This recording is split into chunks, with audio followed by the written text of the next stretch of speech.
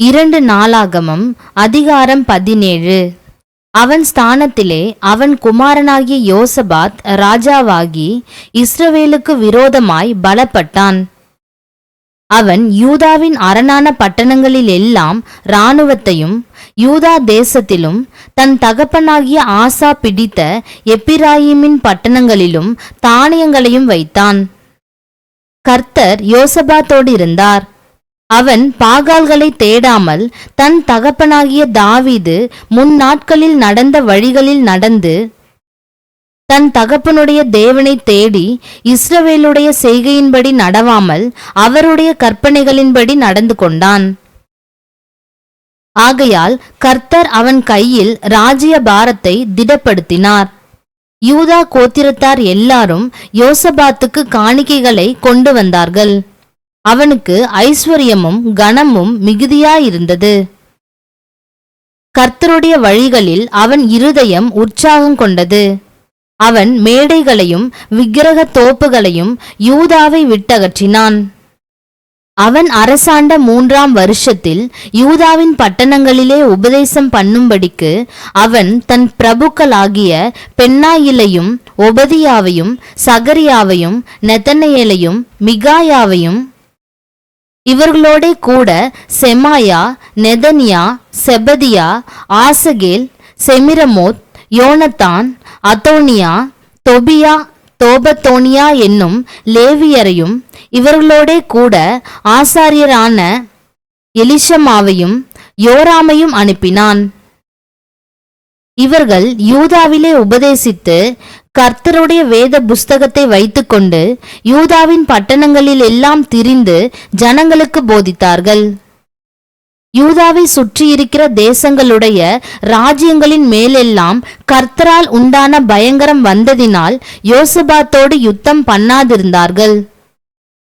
பெலிஸ்தரிலும் சிலர் யோசபாத்துக்கு பகுதி பணத்தோடே கூட காணிக்கைகளையும் கொண்டு வந்தார்கள். அரபியரும் அவனுக்கு 7700 ஆட்டு கடாக்களையும் 7700 வெள்ளாட்டு கடாக்களையும் கொண்டு வந்தார்கள். இப்படியே யோசபாத் வர வர மிகவும் பெரியவனாகி யூதாவிலே கோட்டைகளையும் ரஸ்துக்களையும் வைக்கும் பட்டணங்களையும் கட்டினான். யூதாவின் பட்டணங்களில் அவன் பெரிய வேலைகளை நடத்தினான்.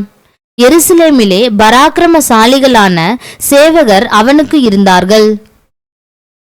தங்கள் பிதாக்களுடைய வம்சங்களின்படி அவர்களுடைய லக்கமாவது யூதாவிலே 1000க்கு அதிபதிகளில் அத்னா தலைமையானவன். அவனிடத்திலே பராக்கிரமசாலிகள் 3,00,000 பேர் இருந்தார்கள். அவனுக்கு உதவியாக யோகனான் என்னும் சேனாபதி இருந்தான். அவனிடத்திலே 2,80,000 பேர் இருந்தார்கள். அவனுக்கு உதவியாக கர்த்தருக்கு தன்னை உற்சாகமாய் ஒப்புக்கொடுத்த சிக்ரியின் குமாரனாகிய அமசியா இருந்தான்.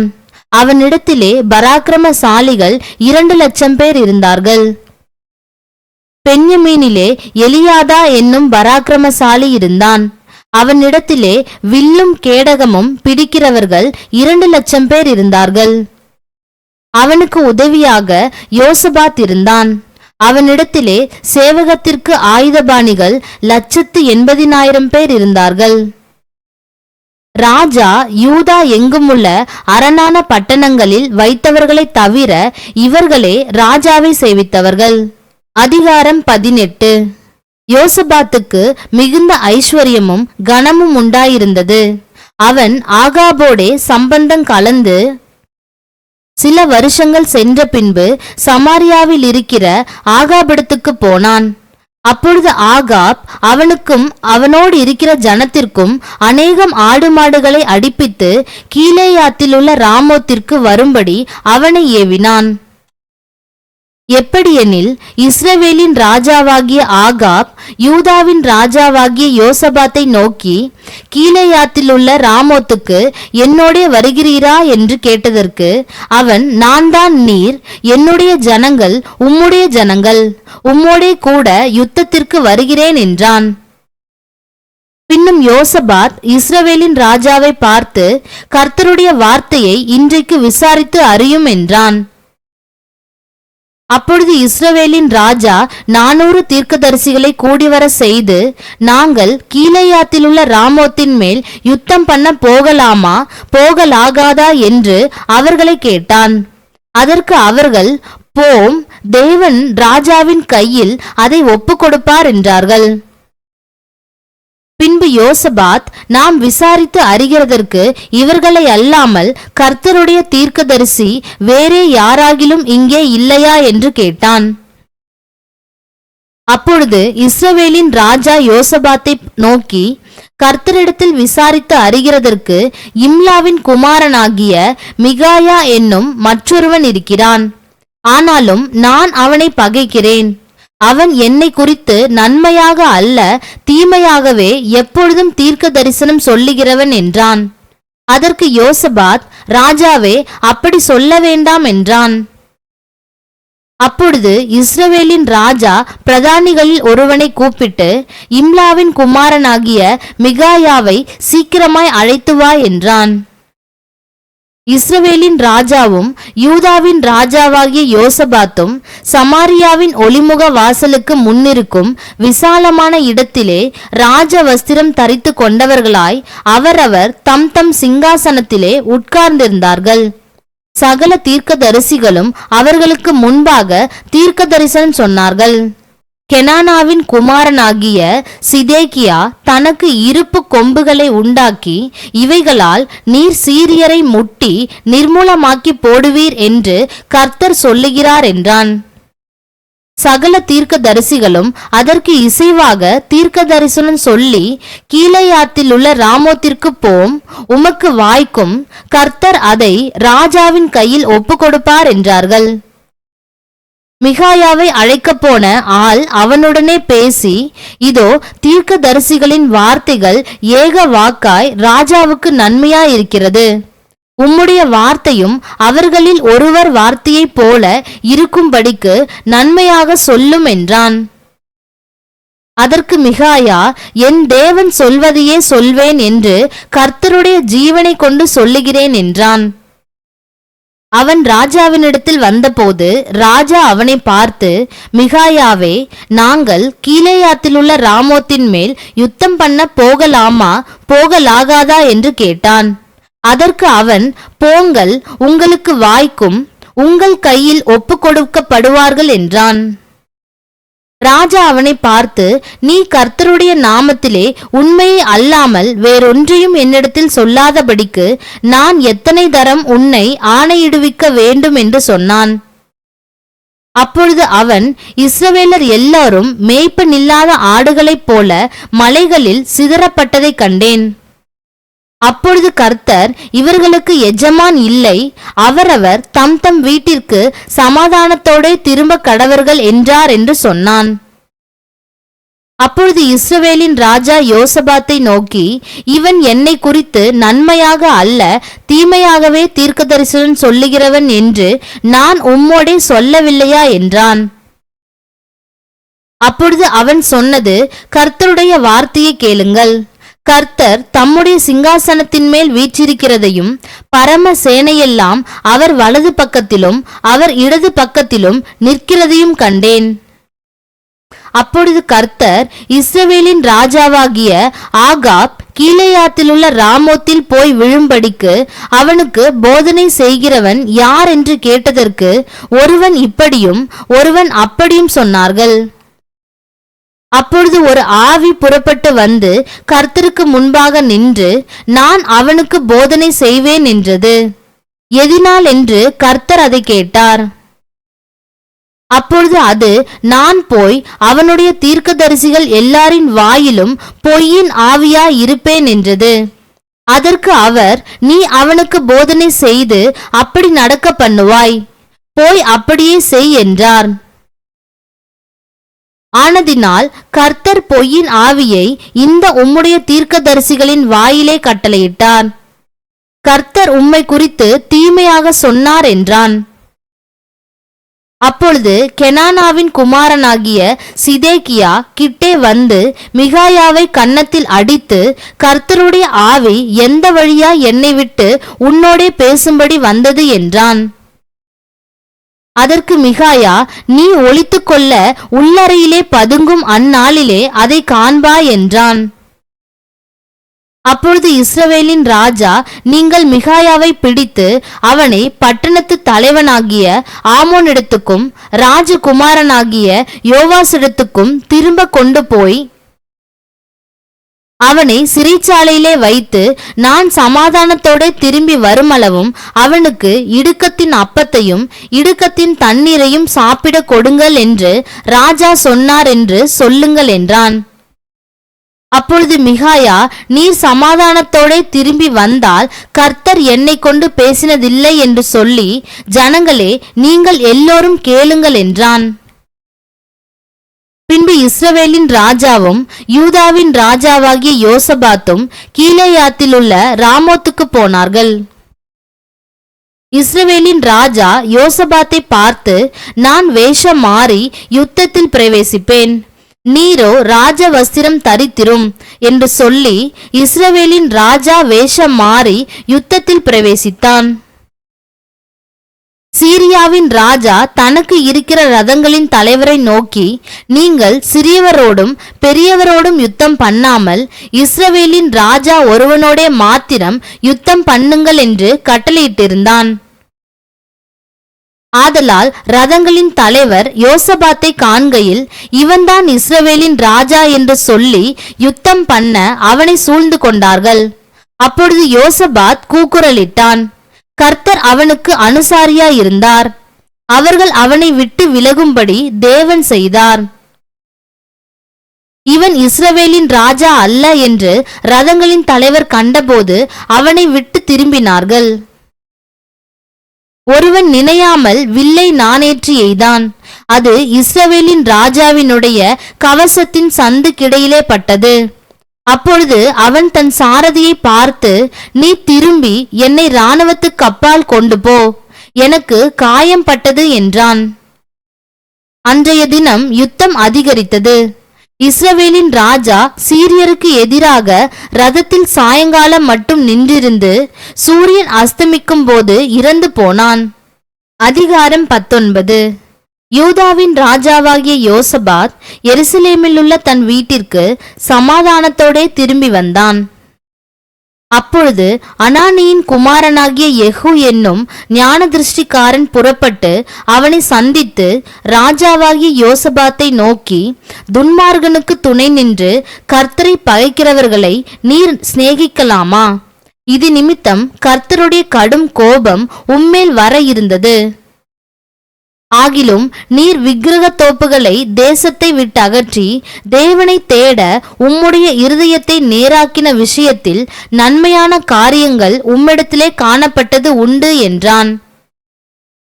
யோசபாத் எருசலேமிலே வாசமாயிருந்து திரும்ப பெயர்செபா தொடங்கி எப்பிராயிம் மலை தேசம் மட்டும் உள்ள ஜனத்திற்குள்ளே பிரயாணமாய் போய் அவர்களை தங்கள் பிதாக்களுடைய தேவனாகிய கர்த்தரிடத்திற்கு திரும்ப பண்ணினான்.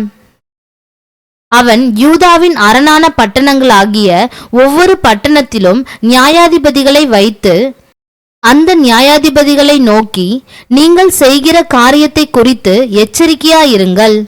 நீங்கள் மனுஷனுடைய கட்டளையினால் அல்ல, கர்த்தருடைய கட்டளையினால் நியாயம் விசாரிக்கிறீர்கள். நியாயம் விசாரிக்கிற விஷயத்திலே அவர் உங்களுடனே இருக்கிறார். ஆதலால் கர்த்தருக்கு பயப்படுகிற பயம் உங்களிடத்தில் இருக்க கடவது. எச்சரிக்கையாயிருந்து காரியத்தை நடத்துங்கள். உங்கள் தேவனாகிய கர்த்தரிடத்திலே அநியாயமும் முகதாட்சண்யமும் இல்லை, பரிதானமும் அவரிடத்திலே செல்லாது என்றான்.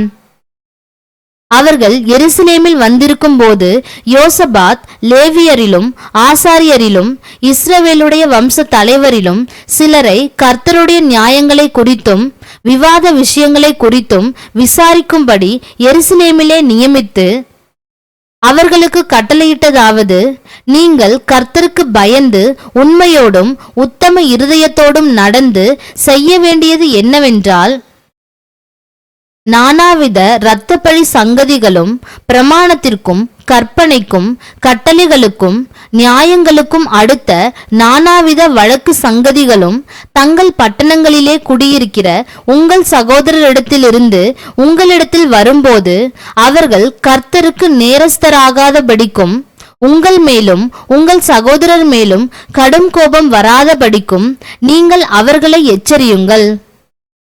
நீங்கள் இப்படி செய்தால் நேரஸ்தராக மாட்டீர்கள்.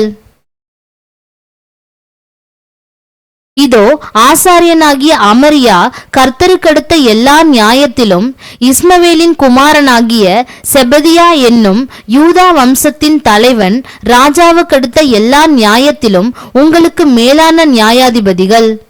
லேவியரும் உங்கள் கைக்குள் உத்தியோகஸ்தராயிருக்கிறார்கள். நீங்கள் திடமனதாயிருந்து காரியங்களை நடத்துங்கள். உத்தமனுக்கு கர்த்தர் துணை என்றான். அதிகாரம் 20. இதற்கு பின்பு மோவாப் புத்திரரும் அம்மோன் புத்திரரும் அவர்களோடே அம்மோனியருக்கு அப்புறத்திலுள்ள மனுஷரும் கூட யோசபாத்திற்கு விரோதமாய் யுத்தம் பண்ண வந்தார்கள். சிலர் வந்து யோசபாத்தை நோக்கி, உமக்கு விரோதமாய் ஏராளமான ஜனங்கள் கடலுக்கு அக்கறையில் இருக்கிற சீரியாவிலிருந்து வருகிறார்கள். இதோ அவர்கள் எங்கேதி ஆகிய ஆசாசோன் தாமாரில் இருக்கிறார்கள் என்று அறிவித்தார்கள். அப்பொழுது யோசபாத் பயந்து கர்த்தரை தேடுகிறதற்கு ஒருமுகப்பட்டு யூதாவெங்கும் உபவாசத்தை கூறுவித்தான். அப்படியே யூதா ஜனங்கள் கர்த்தரிடத்திலே சகாயம் தேட கூடினார்கள். யூதாவிலுள்ள எல்லா பட்டணங்களிலும் இருந்து அவர்கள் கர்த்தரை தேட வந்தார்கள். அப்பொழுது யோசபாத் கர்த்தருடைய ஆலயத்திலே புது பிரகாரத்து முகப்பிலே யூதா ஜனங்களும் எருசலேமியரும் கூடின சபையிலே நின்று, எங்கள் பிதாக்களின் தேவனாகிய கர்த்தாவே, பரலோகத்திலிருக்கிற நீர் அல்லவோ தேவன்? தேவரீர் ஜாதிகளுடைய ராஜ்யங்களை எல்லாம் ஆளுகிறவர். உம்முடைய கரத்திலே வல்லமையும் பராக்கிரமமும் இருக்கிறது. ஒருவரும் உம்மோடு எதிர்த்து நிற்கக்கூடாது. எங்கள் தேவனாகிய நீர் உம்முடைய ஜனமாகிய இஸ்ரவேலுக்கு முன்பாக இந்த தேசத்து குடிகளை துரத்திவிட்டு இதை உம்முடைய சிநேகிதனாகிய ஆபிரகாமுடைய சன்னதிக்கு என்றைக்கும் என்று கொடுக்கவில்லையா? ஆதலால் அவர்கள் இங்கே குடியிருந்து இதிலே உம்முடைய நாமத்திற்கென்று ஒரு பரிசுத்த ஸ்தலத்தை கட்டினார்கள்.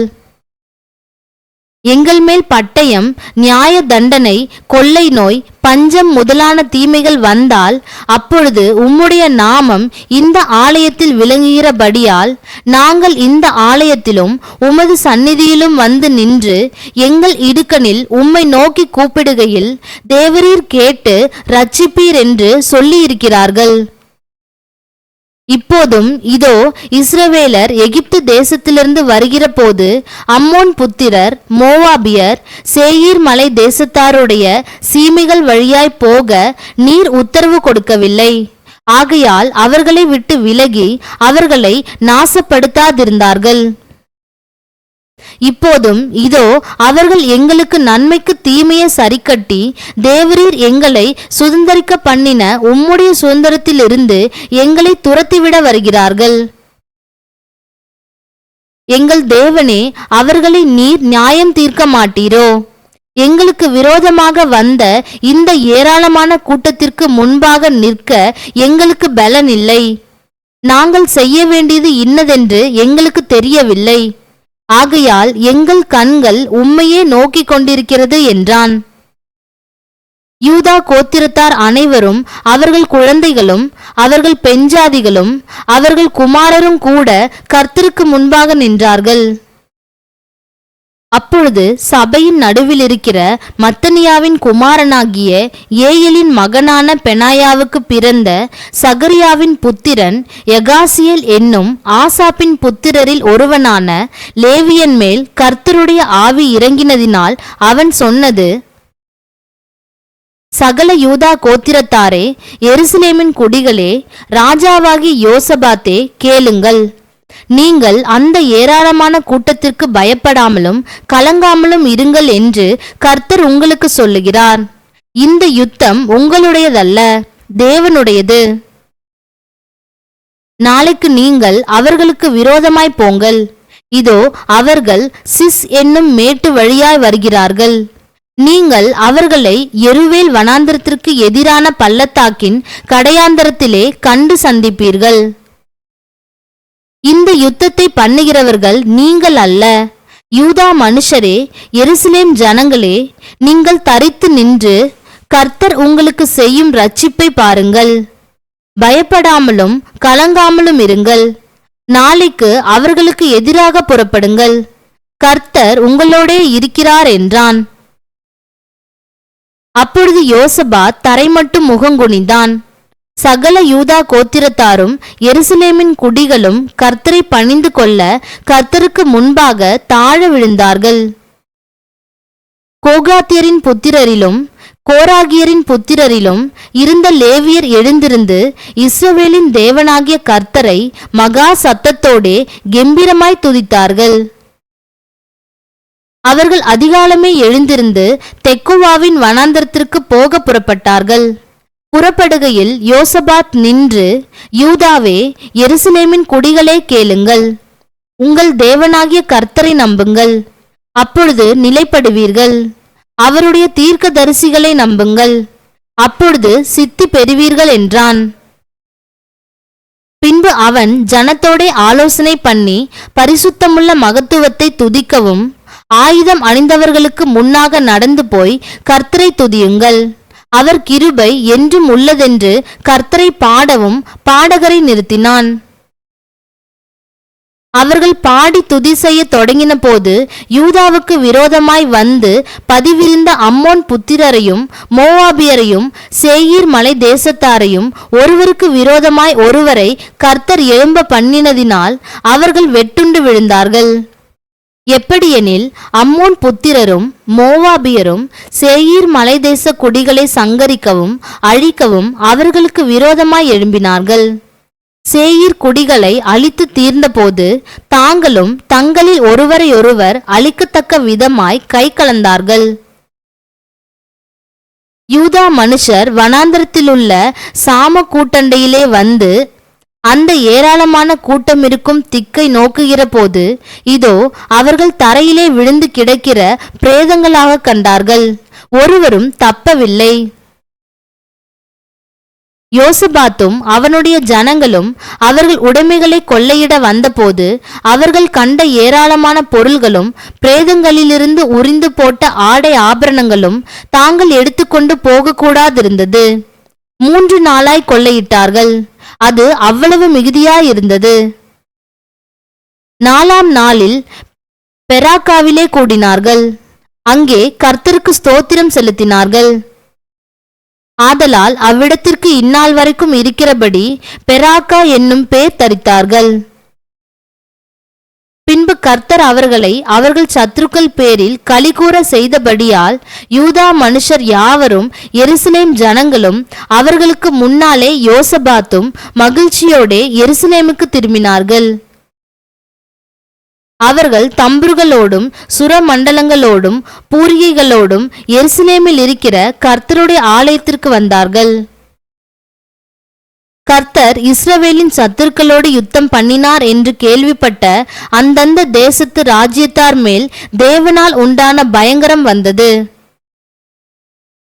இவ்விதமாய் தேவன் சுற்றுப்புறத்தாரால் யுத்தமில்லாத இளைப்பாறுதலை அவனுக்கு கட்டளையிட்டதினால் யோசபாத்தின் ராஜ்யபாரம் அமெரிக்கையாயிருந்தது. யோசபாத் யூதாவை அரசாண்டான்.